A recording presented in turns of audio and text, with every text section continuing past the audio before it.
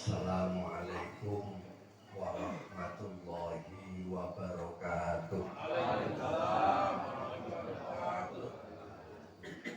Alhamdulillah wassalatu wassalamu ala rasulillah la nabiyya ba'dah. Allahumma salli wa sallim wa barik ala sayyidina Muhammad wa ala ali sayyidina Muhammad al-fatimi lima ughliq wal khatimi lima sabaq nasiril haqqi bil haqq wal hadi ila siratikal mustaqim, amma ba'd. Yang saya muliakan para tuan-tuan guru, utamanya kepada Bapak Imam, yang kami muliakan Bapak Ustadz Ali, Pak Ustadz Rohim, juga para asatidz yang lain. Yang saya hormati Bapak RT, juga Bapak RW, yang terhormat tuan rumah Bapak Supri beserta Ibu sekeluarga besar, juga yang saya muliakan Mbah Suparman sekeluarga besar, hadirin wal hadirat rahimakumullah. Mudah-mudahan kehadiran kita di majelis ilmu ini Allah memberikan kepada kita ilmu yang manfaat. Allah memberikan kekuatan pada kita untuk bisa mengamalkannya. Semoga diberi rezeki yang lancar barokah, umur yang panjang barokah, anak keturunan yang barokah, rumah tangga yang barokah, masyarakat yang barokah, kampung halaman yang barokah. Al-Fatihah.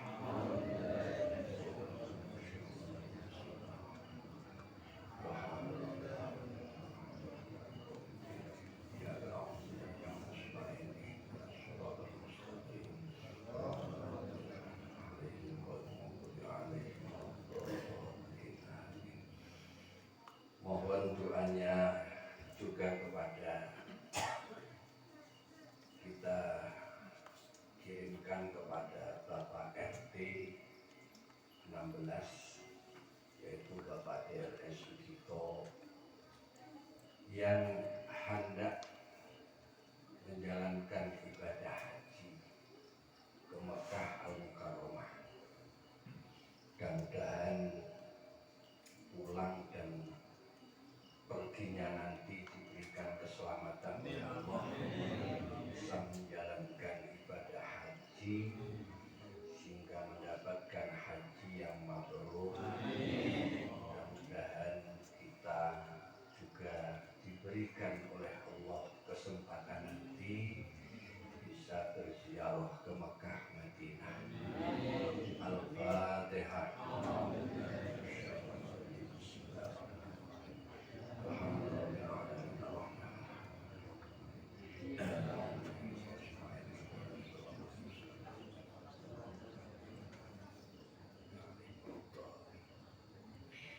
Hadirin wal hadirat rahimakumullah.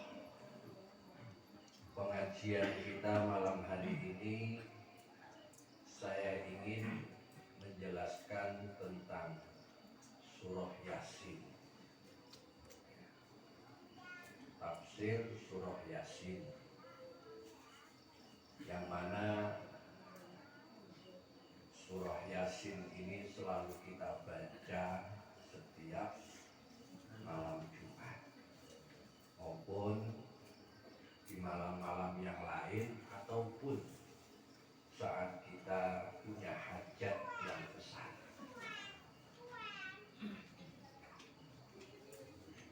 Bismillahirrahmanirrahim. Ini Mbak.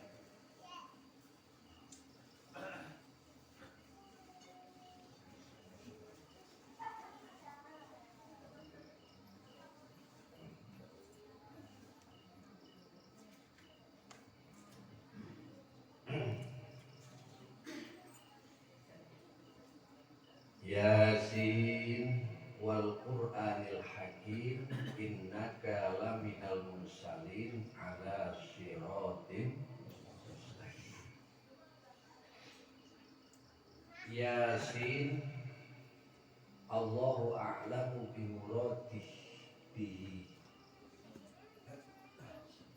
Makna daripada Yasin ini Allah yang mengetahui maksudnya. Di dalam disiplin ilmu tafsir, penyusun kitab tafsir Jalalain ini Imam Jalaluddin Al-Mahalli, juga Imam Jalaluddin As-Suyuti. Keduanya itu ikhtiyat, berhati-hati, sehingga Yasin ini maknanya hanya Allah yang Maha Tahu. Ini sebagai bentuk disiplin dalam ilmu tafsir. Beliau ikhtiyar. Padahal beliau ini bukan hanya sekedar alim, tapi allamah. Ketika menafsirkan Yasin, ini hanya Allah yang Maha Tahu. Ini saking hati-hatinya beliau. Ulama-ulama dulu hati-hati. Kita melihat generasi sahabat. Sahabat itu kalau ditanya, sebagai bentuk kehati-hatiannya, itu tidak langsung dijawab, melainkan mengumpulkan sahabat-sahabat yang lain. Telah dikumpulkan, berkumpul, baru dilontarkan. Siapa di antara yang hadir para sahabat itu bisa menjawab. Bayangkan. Jadi tidak asal menjawab. Ada seorang ulama alim, punya pesantren. Pesantrennya ribuan. Ketika dalam majelis pengajian seperti ini, ada jamaah nanya, Pak Kiai, saya mau bertanya tentang ayat walan tardo angkal yahudu walan nasoro hatta tattabi'a millatahum. Padahal makna ayat itu sudah sering beliau kaji di pesantren. Tetapi beliau ketika ditanya menjawab, saya belum paham. Sebagian mengatakan Pak Kiai goblok, ditanya nggak bisa. Sebagian lagi, itulah ulama yang hati-hati. Karena ada ulama di bidang tafsir lain. Bayangkan, hati-hatinya. Sebab fatwanya ulama itu diikuti oleh orang banyak. Kalau salah menjawab, maka salahlah dalam mengamalkan. Kira-kira berdosa tidak ulama itu? Jadi kalau ditanya kok belum tahu, atau ragu-ragu, jawab saja saya belum tahu. Silahkan bertanya kepada yang lebih tahu. Ya, karena penjual tahu banyak. Tahu ke tahu ini gitu ya. Bayangkan aja. Ini dalam tafsir atau disiplin ilmu tafsir ini hati-hati beliau. Tetapi dalam tradisi kalangan para ulama, Yasin ini merupakan makna lain dari nama Nabi kita Muhammad sallallahu alaihi wasallam. Ismun min asma'in Nabi. Jadi Yasin itu nama lain dari Nabi Muhammad. Coba kita baca sholat Badar, nanti ketemu Pak ya. Sholatullah salamullah ala Toha Sholatullah salamullah ala Yasin Habibillah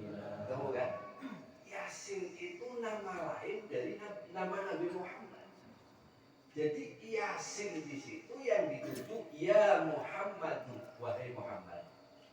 Nah, ya. Tidak mengapa kita punya anak diberi nama Yasin.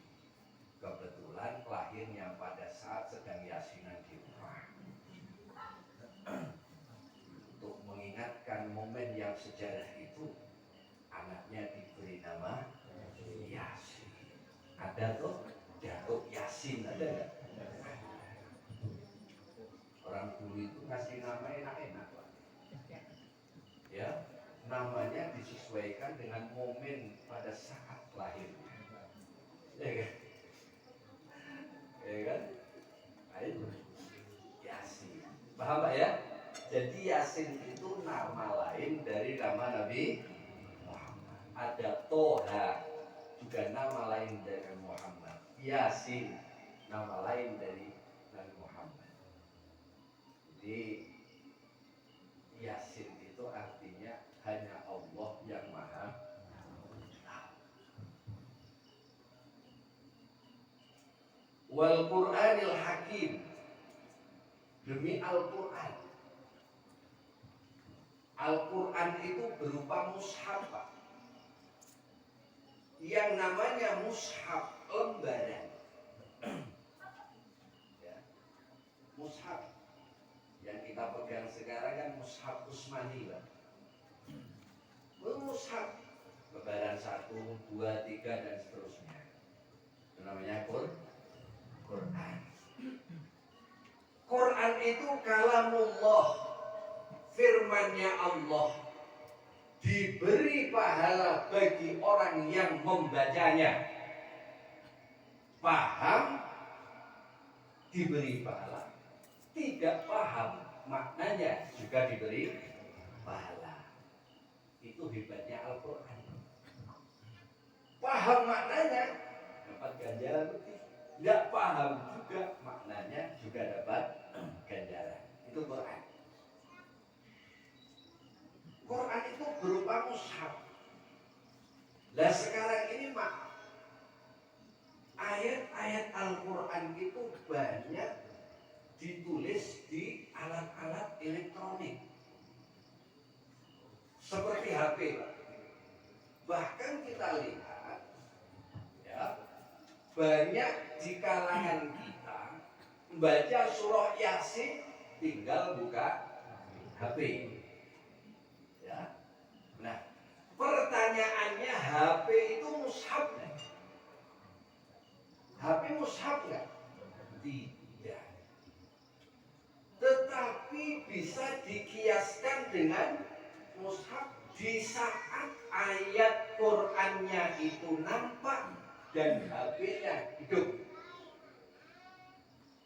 Pada saat membaca ayat Qur'an di HP, maka hukum tetap berlaku, la yamassuhu illal mutahharun. Artinya apa? Ketika mau membaca wajib harus dalam keadaan suci. Kenapa? Ya karena dikiaskan dengan lembaran. Bapak buka HP.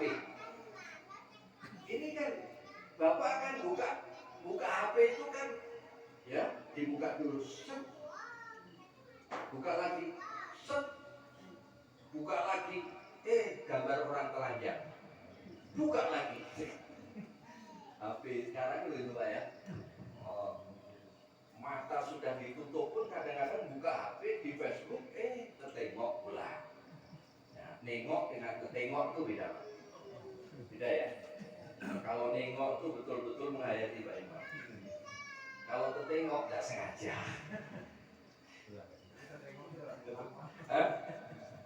Ya.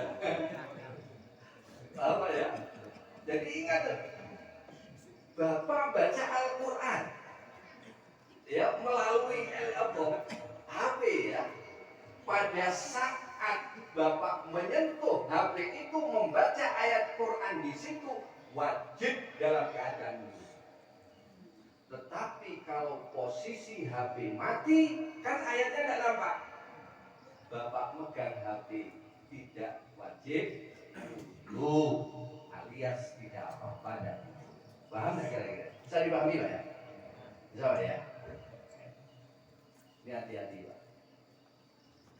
Wal Qur'anil Hakim. Hakim ini ada artinya Al-Hakim yang kukuh. Ada lagi Al-Hakim maknanya kuat. Ada lagi Al-Hakim maknanya penuh dengan hikmah. Apa hikmah itu?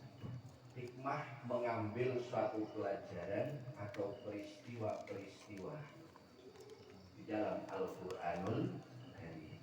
Al-Quran mengisahkan tentang kehidupan para nabi-nabi, kehidupan orang-orang soleh seperti siapa? Luqmanul Hakim. Seperti siapa lagi? Ibunya Nabi Isa, Siti Maryam. Wanita suci tidak pernah dijamah oleh lelaki. Allah berkehendak lain. Tidak bersuami bisa punya anak. Berarti Allah Maha Kuasa. Maha Kuasa. Maha Kuasa. Tidak punya suami, punya Allah bisa membolak-balikkan. Contoh belum lama ini ada seorang ibu di USG. Anaknya di situ ada telurnya, berarti kan laki-laki ya. Setelah lahir, subhanallah, perempuan. Allah Maha mampu enggak kira-kira. Yang penting alat kelaminnya sekote. Tapi kalau dua bahaya Pak. Kayak alat kelamin laki-laki muncul juga, perempuan muncul juga. Itu namanya waria banji.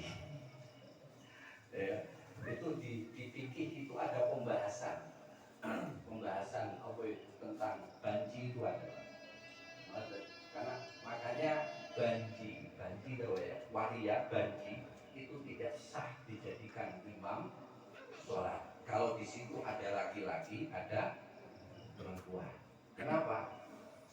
Karena mereka itu hormatnya sebagian laki-laki, sebagian perempuan. Nah, waktu takbir laki-laki Allahu Akbar. Nah, saat sedang rukuk berubah suaranya. Allah.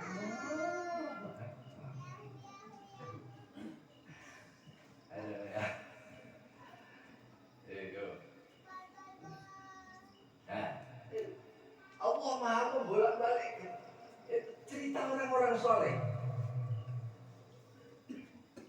Siti Maryam wanita soleh, gak pernah masak dan tidak ada yang memasakkan. Tetapi di saat beliau lapar, tiba-tiba Allah menurunkan hidangan dari surga diberikan kepada Siti Maryam. Bayangkan, ini menurut akal impossible, gak menerima. Tetapi menurut iman, Allah Maha Mampu. Contoh, Nabi Ibrahim waktu dibakar, secara akal mati, wafat. Tetapi di saat sedang dibakar itu, Nabi Allah Ibrahim dikirimi oleh Allah hidangan dari surga yang lezat-lezat. Sehingga begitu apinya padam, Nabi Ibrahim selamat tidak tersentuh. Kuni bardan wa salaman. Di kalangan Nabi mukjizat, di kalangan para wali karomah. Kalau nggak punya mukjizat, nggak punya karomah, nggak punya maunah, jangan coba-coba.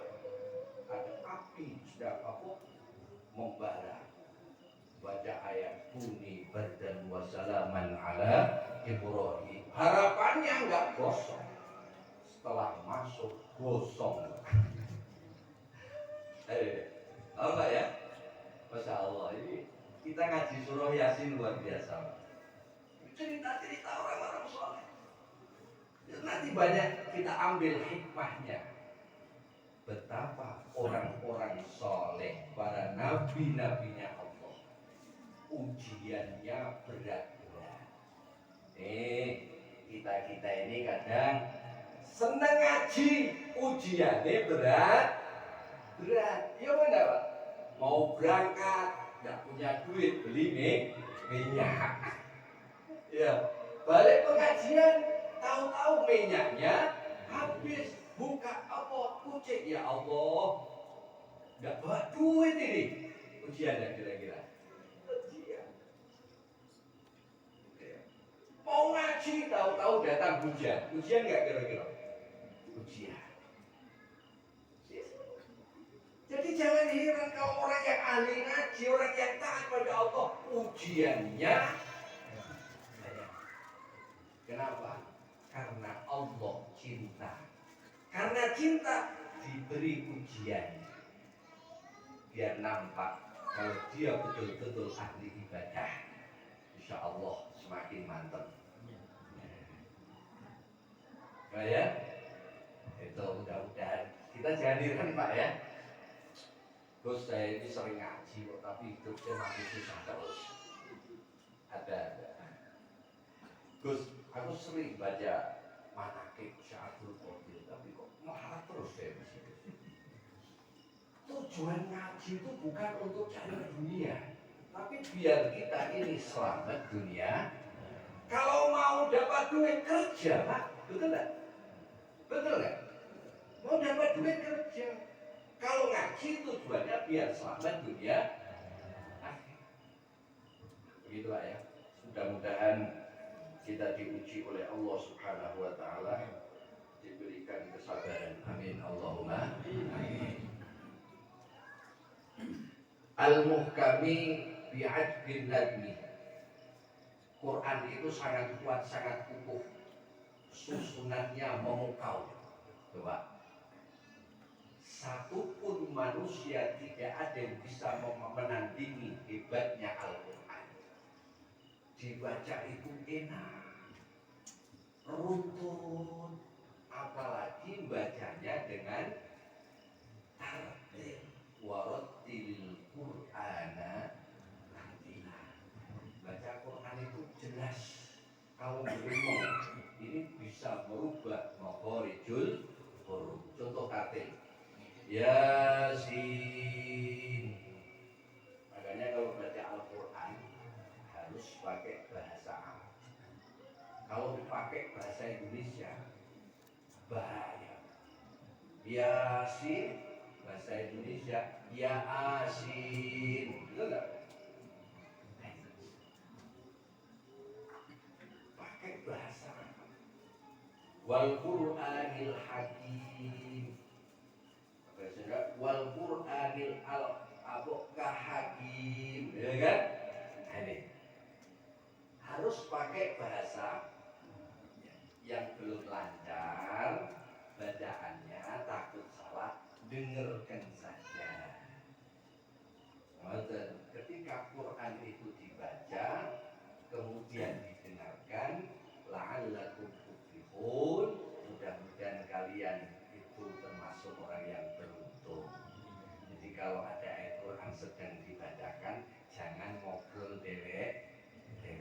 Dengarkan hayati. Coba untuk Quran, Yasin wal Qur'anil Hakim, innaka laminal mursalin ala siratin mustaqim. Dan enak dihafalkan itu Quran. Coba kalau kita ngapalkan Injil, mohon maaf, saya pernah menemui seorang pendeta. Saya tanya, Bapak hafal nggak Injil? Saya nggak hafal, kecuali saya melihat. Ya kan? Padahal sering dibuka setiap hari Minggu, tapi tidak paham, tidak hafal Injil.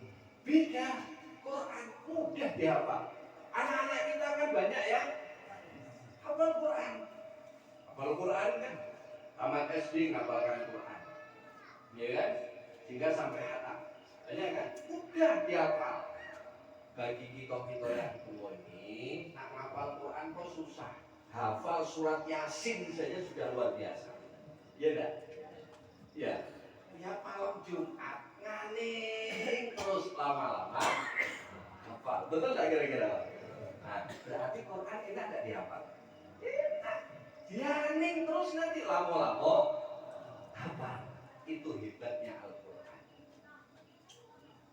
Ya, susunannya itu memukau. Wabadi'il ma'ani, maknanya sangat indah, maknanya sangat dalam. Coba kita lihat di awal surah Al-Baqarah, Alif Lam Mim Dzalikal Kitab. Coba, kenapa tidak pakai Hadzal Kitabu la raiba fihi, tapi pakai Dzalikal Kitabu? Bayangkan Pak, maknanya dalam Pak. Coba, ini sedikit agak dalam, tidak apa-apa Pak ya. Nah, saya yakin bapak-bapak ya sudah banyak yang tahu. Kalau dalam ilmu pesantren, hada, dalika itu isim isyarah, berisyarah menunjukkan sesuatu. Kalau hada itu nunjuknya sesuatu yang dekat. Aduh, di depan kita pakai hada. Contoh, kita sholat jenazah. Usolli ala hadzal mayyiti arba'a takbiratin fardhul kifayati imam lillahi ta'ala. Nah, di situ kan pakai hada, betul tak? Usolli ala hada, aku niat sholat atas ini mayit, berarti mayitnya ada di depan kita. Paham Pak? Bukan usolli ala dzalikal mayit, karena mayit ada di depan, berarti menunjuk sesuatu yang dekat, pakai hada. Nah, kalau Quran pakai dzalika, misalnya di mana rumah Pak Edi yang kemarin nyalon anggota dewan itu berhasil? Ya sukses dia. Oh, di sana itu loh. Pokoknya agak jauh dari sini. Itu betul nggak? Berarti menunjukkan sesuatu yang jauh. Ya? Misalnya saya di sini, tanya Pak Imam, rumah Pak Supri mana? Ini Gus, ini. Dekat nggak kira-kira? Dekat nggak? Nah, ini. Makanya Quran Dzalikal Kitab berarti menunjuk sesuatu yang sangat dalam, sangat jauh. Saking jauhnya sesuatu yang belum terjadi sudah ditunjuk oleh Allah dalam Al-Quran. Pasti terjadi. Apa itu? Surga. Apa itu? Neraka. Sebutkan dalam Quran. Ya enggak kira-kira? Itu.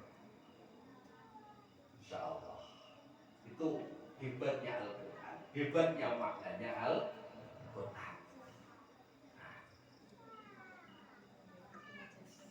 Innaka sesungguhnya kamu ya Muhammad, wahai Muhammad sallallahu alaihi wasallam. Disebutkan dalam sebuah hadis.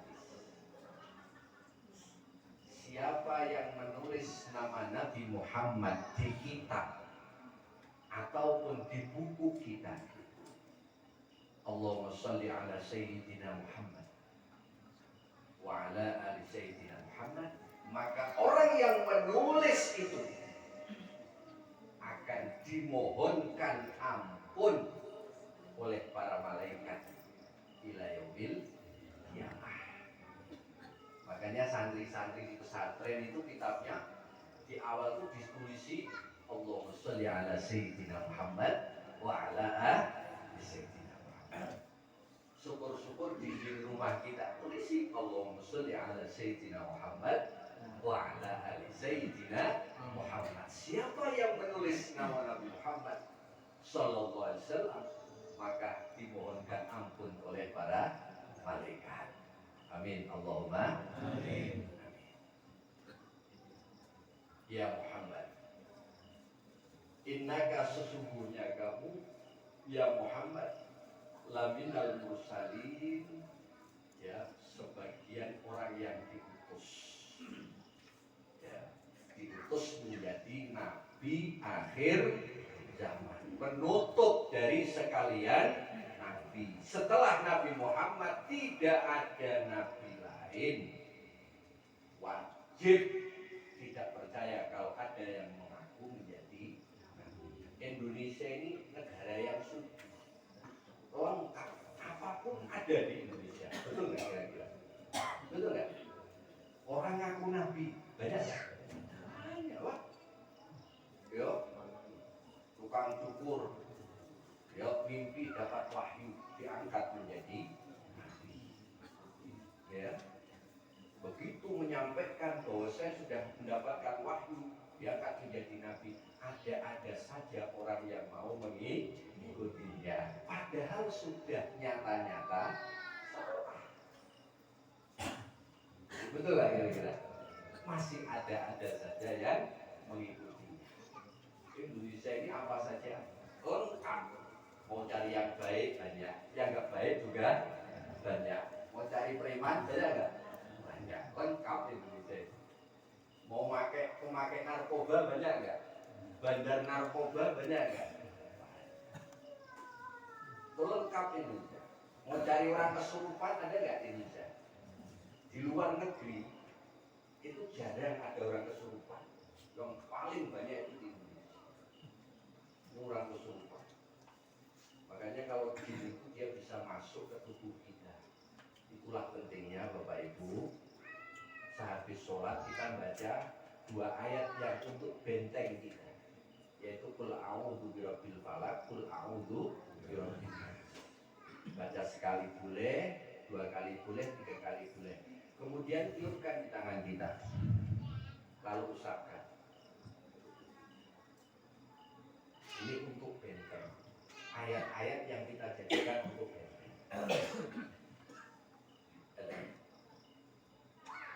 Nabi mengajarkan kalau kita selama tidur, kepingin selamat harta kita, istri kita, keluarga kita, sebelum tidur baca ayat kursi. Walaupun di rumah sudah banyak kursi, baca ayat kursi sebelum tidur. Allahu la ilaha illa huwal hayyul qayyum. Ya kan? Kursinya kita itu beda sama kursinya anggota dewan. Ya, karena yang menduduki anggota dewan maka kursinya mahal. Ya kan? Itu ya. Baca ayat kursi sebelum tidur. Kan, insya Allah selama tidur dijaga oleh Allah. Keluarga kita, harta kita. Insya Allah tuyul tidak akan masuk ke dalam rumah kita. Itu amalan biar tuyul nggak masuk ke rumah. Itu baca ayat kursi. Saya kasih amalan oleh dia. Jadi biar Allah duit kita itu nggak diambil dulu. Baca ayat kursi 3 kali, dia itu tiupkan ke duit kita. Insya Allah, kalau itu memang betul-betul tuyul dari golongan setan, dia nggak akan sanggup untuk mengambil. Ada Gus, kami sudah sering baca, sudah saya tiupkan ke dalam ke uang saya, tapi kok ternyata masih hilang. Oh, itu barangkali tuyul kepala hitam manusia.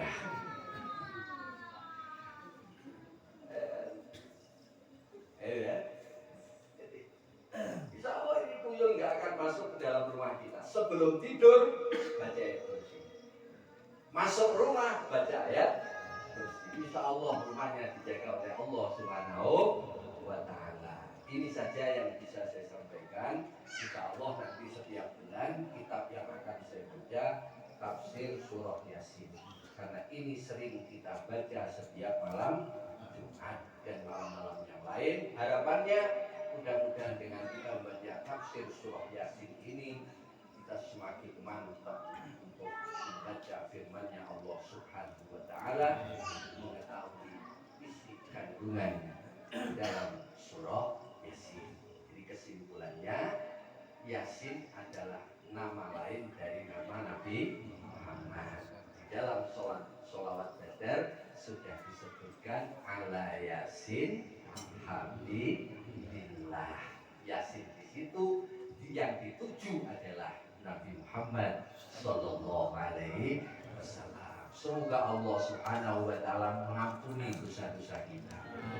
Tidak pulang dari majelis ini sebelum Allah mengampuni dosa-dosa kita semuanya. Mudah-mudahan keluarga daripada Bapak Supri sekeluarga bisa diberikan kesehatan oleh Allah Subhanahu Wa Taala, dimurahkan rezekinya oleh Allah, dan kita-kita yang hadir maupun yang belum sempat hadir semoga mendapatkan doa dari para malaikat, ampunan maghfirah dari para malaikat. Orang yang hadir di majelis ilmu akan selalu dimohonkan ampun oleh para malaikat, sampai-sampai burung-burung yang ada di atas udara pun ikut mendoakan kita. Ikan-ikan yang ada di laut ikut mendoakan orang-orang yang hadir di majelis ilmu.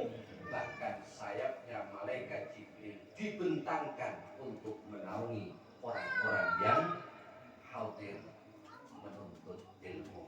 Semoga sampai akhir hayat kita istiqomah, insya Allah orang itu kelak mati menurut kebiasaannya. Orang mati menurut kebiasaannya. Kalau kebiasaan kita sering ngaji di mana-mana, insya Allah nanti jam-jam mau ngaji atau sesudah ngaji ataupun di saat ngaji ataupun niatnya sudah mau ngaji, tapi tahu-tahu malaikat malaikatul maut sudah mencabut nyawanya. Itu artinya mati kita dalam keadaan mengaji, menuntut ilmu. Amin, Allahumma amin. Sekian kurang lebihnya mohon dimaafkan. Wassalamualaikum warahmatullahi wabarakatuh.